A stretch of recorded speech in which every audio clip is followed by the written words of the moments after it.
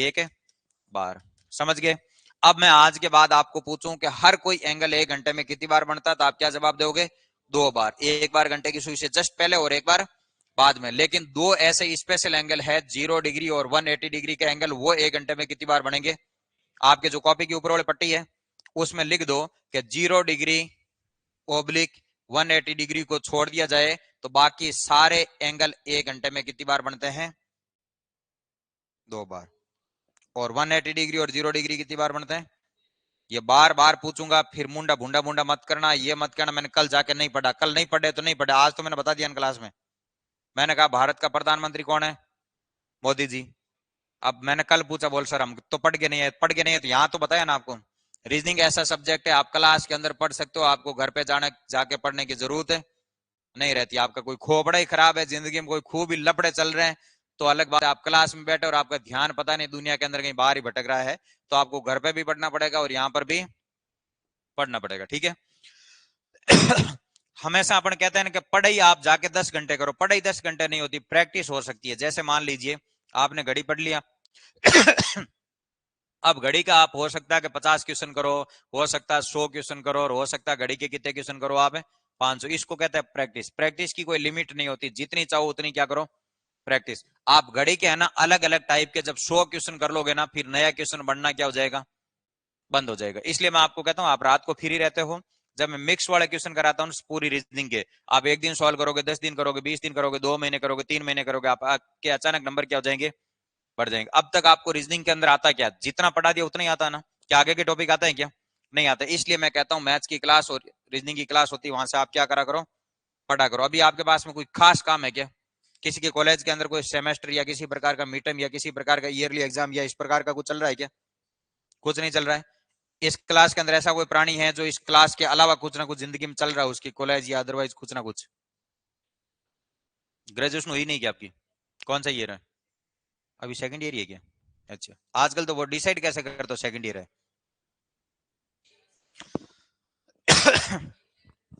College कौन सी है? JNU से कनेक्ट है? कर क्या रहे हो वहां से? तीनों बीए कर रहे हो? 12th में सब्जेक्ट क्या था? तीनों के बाद तो मतलब तीनों एक ही शेड्यूल पे चल रही हो? अच्छा। वैसे ये जो बीए कर रहे हैं ना बच्चे, जितने भी बीए करते हैं, सबसे अच्छी भारत की डिग्री कौन सी है पता है क्या? यदि आपको गवर्नमेंट जॉब ही लगना तो उन बच्चों के लिए अच्छी डिग्री कौन सी है? बीए। बीए को यदि आप ढंग से करोगे ना, अच्छे से आप पढ़ना स्टार्ट करोगे, हिस्ट्री की बुक पढ़ोगे, पॉलिटी पढ़ोगे, इकोनॉमिक्स पढ़ोगे, तो वो आपके लिए जिंदगी में खूब सारी चीजें क्या आएगी? काम। आपकी क्लास में कोई ऐसा बच्चा जिसने कॉमर्स ले रखी है, कॉमर्स के अंदर आपने अकाउंट्स पढ़ा और वो जो भी आपने बिजनेस की स्टैटिस्टिक्स पढ़ा, वो सब्जेक्ट आपके कहीं काम आ रहा है क्या? आपकी क्लास के अंदर कोई ऐसा बच्चा होगा जिसने 11th 12th के अंदर बायोलॉजी पढ़ी, वो कहीं काम आ रहा है यहाँ? नहीं आ रहा। आप केमिस्ट्री फिजिक्स पढ़ के आए, एसएससी के अंदर केमिस्ट्री फिजिक्स के क्वेश्चन कितने कितने आते पता है क्या? एक एक या दो दो। आप आरएस की तैयारी कर रहे हो, वहां केमिस्ट्री फिजिक्स कोई खास नहीं आ रही काम। आप आईएएस की तैयारी कर रहे हो, वहां पर कहीं काम है? नहीं आ रही है। मैथ्स जो आप 11th क्लास और 12th क्लास के अंदर पढ़ के आए ना, वो भारत के किसी भी कंपटीशन के एग्जाम के अंदर नहीं आती है। जितने भी, थोड़ी बहुत भी नहीं आती है, बिल्कुल भी नहीं आती। आप हमेशा देख लेना आपकी क्लास के अंदर है कोई 11th 12th का कोई बच्चा जिसके मैथमेटिक्स थी? तेरे क्या था संतोष? मैथ्स थी। इस बच्चे के मैथ्स थी, इसके 12th क्लास के अंदर 97 पॉइंट कुछ कुछ परसेंटेज बने हुए। मैथ्स में नंबर कितने थे? 99, मतलब एक नंबर ही कटा। वो भी राजस्थान बोर्ड। राजस्थान बोर्ड से आप किसी भी स्टेट के बोर्ड से यदि 90 के ऊपर नंबर लेके आ रहे हो ना, खूब सारा जोर आता आपको। यदि आप सीबीएसई बोर्ड से 97 बना लेते हो ना, तो उनके नंबर बड़ी आसानी से मिलते हैं, तो कोई बड़ी बात नहीं है। इसका मतलब 12th में इसके नंबर कितने हैं? 99 आए। अब तू यहां पर टेस्ट देती है संडे को, अब बता मैथ में कितने नंबर आते हैं? 50 में से 20 नंबर। इसका मतलब उस मैथ का इस मैथ से कोई लेना देना नहीं। इस घमंड में घूम रहे हो कि हम वहां से मैथ्स के बच्चे हैं, हमने आईआईटी की तैयारी करी, हम 3 बार फेल गए, इसका मतलब एसएससी को फोड़ देंगे, तो ऐसा कुछ भी होने वाला आपको पता है? एसएससी जो होशियार बच्चे होते हैं उनके काम की है ही नहीं। एसएससी है गद्दों के काम की, जो गद्दों की तरह मेहनत करते हैं उनके काम की। एसएससी के अंदर कोई ढंग की चीज पूछी नहीं जाती। इतना पेपर आसान आता है प्री का, और इतना ही पेपर आसान आता है मेंस का। जो गद्दों की तरह मेहनत करते हैं, रीजनिंग का आप 1 लाख क्वेश्चन कर लो, आपका क्या हो जाएगा? सिलेक्शन। मैथ्स के 1 लाख क्वेश्चन कर लो, आपका क्या हो जाएगा? सिलेक्शन हो जाएगा। 500 को ऑनलाइन मॉक लगा दो, आपका क्या हो जाएगा? सिलेक्शन। ये गद्दों भरी जो मेहनत है ना, चाहो तो आप 1 साल के अंदर कर लो, और उसी मेहनत को डिवाइड करके यदि 3 साल में करना चाहो तो 3 साल में कर लो। कुछ इतने गद्दे मेहनती होते हैं इस सारी मेहनत को कितने में कर लेते हैं बोलो? 6 महीने में कर लेते हैं। तो उनकी नौकरी कितने में लग जाती है? इसलिए कोई बच्चा हमको ये पूछे कि हम नौकरी कितने महीनों में लगेंगे या कितने साल में लगेंगे, तो आप बताओ हमको क्या बताना चाहिए? है? हाँ, मतलब ये मजदूरी वाला काम है। जितनी ज्यादा मजदूरी करोगे, मैं आपसे ये क्वेश्चन पूछूंगा आप करोड़पति कितने टाइम में बनोगे, या मैं ये पूछूंगा आप जोधपुर के अंदर खुद का घर कितने टाइम में बना दोगे। ये तो डिपेंड करता है आपकी मेहनत के ऊपर, आप कितनी ज्यादा मेहनत कर दो ताकि आपका घर बन जाए। तो देखो, आपको पता है कि आप थोड़ी थोड़ी मेहनत करोगे तो कितने साल करोगे? 3 साल। गद्दों की तरह बहुत ही जोरदार मेहनत करोगे तो कितने साल करनी है?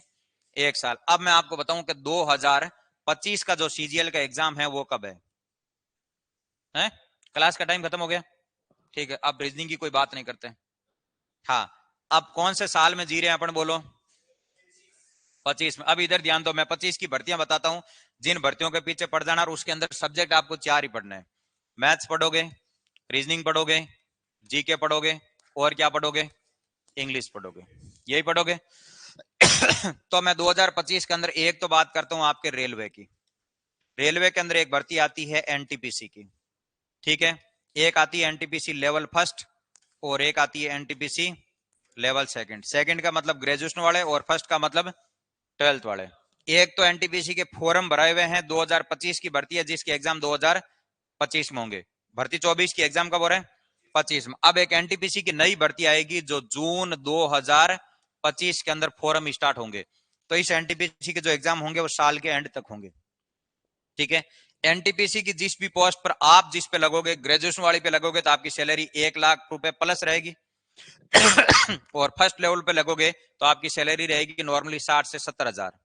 एक आती है इसके अंदर डी ग्रुप, जो अभी फॉर्म स्टार्ट है क्या? डी ग्रुप की जो सैलरी रहेगी वो आपकी रहेगी 50 हजार से 60 हजार। ये मैं बता रहा हूं 8th पे कमीशन के अकॉर्डिंग, क्योंकि 1 जनवरी 2026 के बाद में क्या लगेगा? 8th पे कमीशन। हर 10 साल बाद वो पे क्या हो जाता है? चेंज। पहले 2016 के अंदर लगा, उसके बाद में कब लग रहा है? 26 में। कितने रुपए बढ़ेंगे आप ये सोच लो कि 2016 के अंदर जिन लोगों की सैलरी 7 हजार थी, वो सैलरी बढ़ गई 18 हजार हो गई थी। समझ गए? ये सैलरी बढ़ी लगभग लगभग 2.5 गुना। तो आप ये सोच लो कि जिस इंस्पेक्टर की सैलरी 80 हजार है वो कितनी बढ़ेगी? लगभग लगभग मान ले 1,30,000, 1,40,000। तो इतनी सैलरी बढ़ेगी। यदि आप इनकम टैक्स में, जीएसटी के अंदर, नार्कोटिक के अंदर, सीबीआई के अंदर, कहीं पर भी आप इंस्पेक्टर बनते हो एसएससी के थ्रू, तो आपकी पहले महीने की जो सैलरी रहेगी वो कितनी रहेगी? 1,30,000 प्लस सैलरी रहेगी। तो आपको ऐसे अंदर से मोटिवेशन नहीं आता है कि इतने रुपयों से क्या करेंगे, है? ये इतनी सारी भर्तियां हैं, ठीक है। 2025 के अंदर रेलवे की है ना 1 लाख भर्तियां आएगी लगभग लगभग।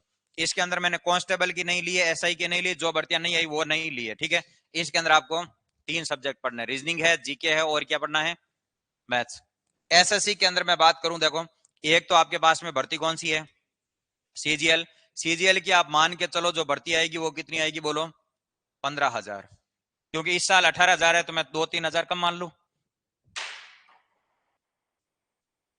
और इसके जस्ट नीचे की साइड जो भर्ती आती है वो कौन सी आती है बोलो? सीपीओ की मैं मान के चलूं 5 हजार भर्ती आएगी, ठीक है। एक है अपने पास में सीएचएसएल, जिसकी ग्रेजुएशन नहीं वो दे देना, इसकी जो भर्ती आएगी वो मान के चले 10 हजार। और एमटीएस की जो पिछले साल की भर्ती थी वो 9,500 थी, तो मैं 1 हजार कम मान लू, 8 हजार मान लू, ठीक है। एक स्टेनो की अपन नहीं जोड़ते हैं क्योंकि उसके अंदर स्टेनो की लैंग्वेज आपको आनी चाहिए। एक आती है अपने पास में जीडी, जो पिछले साल की जो वैकेंसी थी वो थी आपकी लगभग लगभग 40 हजार। तो इस साल की भी कितनी मान लू बोलो? 40 हजार मान लू। ये तो भर्तियां किसकी है बोलो? एसएससी की। एक इस साल एक भर्ती आएगी एफसीआई की, फूड कॉर्पोरेशन ऑफ इंडिया। इसकी जब भी भर्ती आती है वो 5 हजार से ऊपर आती है। इसका पूरा का पूरा डिटेल सिलेबस किसका है? एसएससी का। एक वैकेंसी आती है डीएसएसबी, ये दिल्ली सरकार निकालती है, पूरा सिलेबस एसएससी का है। इसका जो पे स्केल होता है वो इंस्पेक्टर से भी ऊपर होता है। मतलब इसकी जो सैलरी रहेगी वो इंस्पेक्टर की मान लो 80 हजार है तो इसकी सैलरी 1 लाख रुपए रहती है? अब इसके अंदर बनोगे क्या? दिल्ली सरकार की अलग अलग जो डिपार्टमेंट है ना, कोई भी आपको एक डिपार्टमेंट मिल जाएगा। ये इतनी सारी भर्तियां हैं कि आप 2025 के अंदर नौकरी लग सकते हो। आपका टारगेट क्या होना चाहिए? इन 4 सब्जेक्ट को पढ़ना। न कोई टाइपिंग के ऊपर ध्यान दोगे, न कोई फिजिकल के ऊपर ध्यान दोगे, न खुद के रहन सहन के ऊपर ध्यान दोगे, कुछ भी नहीं ध्यान दोगे। खाली किस पे ध्यान रहना चाहिए? 4 सब्जेक्ट पर रहना चाहिए। इनकी प्रैक्टिस करो, इनको पढ़ो सुबह शाम। ध्यान कहाँ रहना चाहिए? यहाँ। यदि बेरोजगारी का टैग 2025 में हटाना चाहते हो तो ये ऑप्शन है, और 26 में भी ऑप्शन यही रहेगा, चेंज कुछ भी नहीं होगा। दो चीज नहीं जुड़ सकती, बाकी कम कुछ भी नहीं होगा। तो आप ये सारी भर्तियां जोड़ना, 40,000 ये, 10,000 ये, 50,000 और 8 और 5 13, ये लगभग लगभग कितनी हो रही, 17,000 हो गई क्या, कितनी हो रही, जोड़ना एक बार।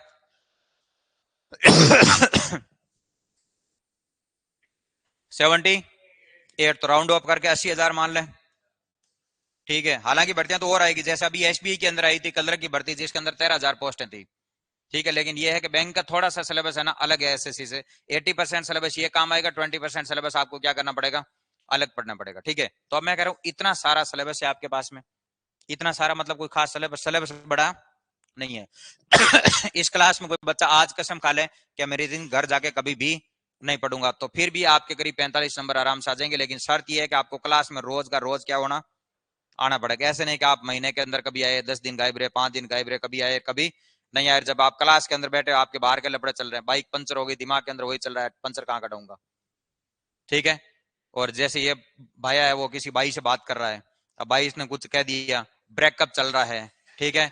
अब इसके दिमाग के अंदर एक ही चीज चल रहा है कि वो छोड़ के चलेगी तो मैं तो मर ही जाऊंगा, ठीक है। यदि कोई छोड़ के चलेगी या छोड़ के चला गया तो रोने धोने की कोई बात नहीं है, इतना बड़ा समुद्र है, इतनी मछलियां हैं, एक मछली पकड़ी एक और पकड़ लेना, रोने से कुछ होने वाला नहीं। आपने एक मछली पकड़ी और वो मछली आपके हाथों से छूट गई, क्या उसी मछली के लिए रोते रहोगे जिंदगी भर?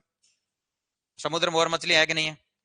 पकड़ लो और पकड़ लो, कोई मछली तो पकड़नी है आपको, क्योंकि बिना मछली का आपको चैन मिल नहीं रहा है।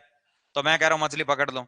कुछ कुछ बच्चे ऐसे हैं कि वो स्मोकिंग करते हैं, सिगरेट या बीड़ी पीते हैं, ठीक है। हम ये कहते हैं कि हम ये नहीं कहते आपको बीड़ी छोड़ो या सिगरेट छोड़ो, क्योंकि आप हमारे कहने से छोड़ने वाले नहीं। आप स्कूल 12 साल गए फिर भी आप नहीं सुधरे, तो 6 महीने के अंदर हम तो आपको कब सुधार सकते ही नहीं। इसलिए हम कहते हैं कि पियो, लेकिन क्लास के बाहर। आपके मन में चिड़मिड़ाहट है कि मेरे को तो सिगरेट पीने के बाद ही पढ़ाई हो रही, तो मैं कह रहा हूं पी लो, ठीक है। और आपको किसी को लग रहा है कि मेरे को तो उससे बात करने के बाद ही जिंदगी में चैन मिल रहा है, तो मैं कह रहा हूं अगला तैयार है तो कर लो।